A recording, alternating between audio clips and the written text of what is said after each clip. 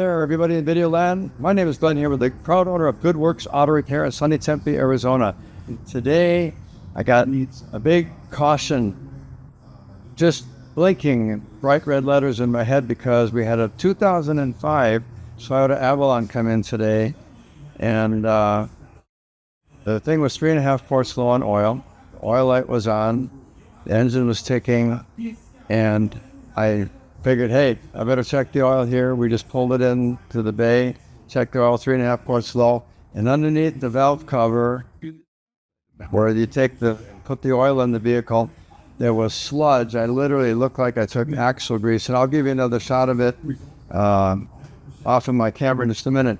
So I'm going to cut the bottom off of this oil filter here, and I'm going to pull this out. So I'll be back in just a minute. I'm going to get my die grinder. I'm going to cut this filter up, and then we're going to pull it out and look at the results.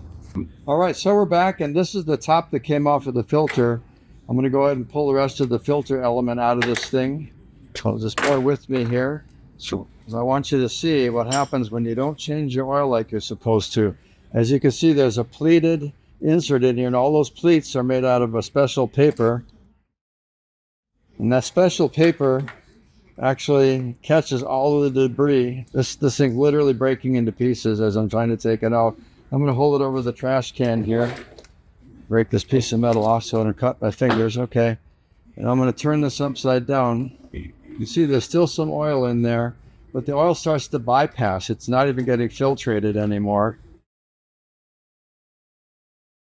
This is not going to come out in one piece, ladies and gentlemen, so just bear with me, and we'll just show you some of the junk that gets trapped in here. You can see the big pieces of trapped oil, which is effectively turned into grease. The oil gets thicker and thicker as it gets overheated, and it's picking up all this debris, and it literally contaminates the entire oiling system, depletes it of oil, and we don't know yet. We haven't finished doing our fresh oil change in there. We're using a cleaner right now, but I just want to put these pieces up here so you can get a good look at all of the junk, all the crud that's trapped in there. Everyone likes a good gory movie, right? So this is about as gory as it gets, ladies and gentlemen.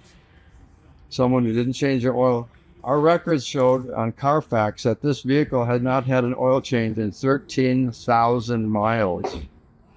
My service advisor looked, and the last recorded oil change that was done on this, I'm gonna dump some of this on. I'm gonna swipe my fingers so you can see all the sludge that's still in this. See there? This is the sludge that's all through this motor, and this is actual oil. See? That's not part of the paper pleating. That's the actual oil has turned into axle grease, basically. So here's the lesson.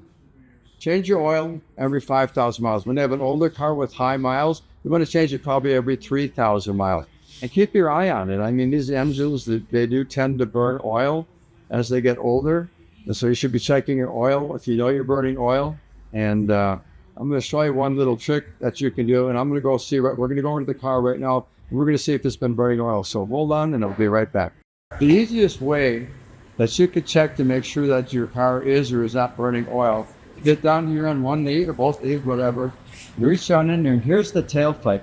So you want to take a rag like this. It can be white, it can be whatever. The lighter color is better. They'll show. See, this car really isn't burning oil. The problem with this car is that oil wasn't changed. This would normally be just jet black, like my pants here. So it's fortunate this car is not burning oil, but not changing the oil just kind of breaks down to a point where it just starts blowing by the rings and leaking out and going out the exhaust. So lesson learned, change your oil often. If you don't, it could result in a damaged motor. I don't know how long this motor is going to last after it's been run this long.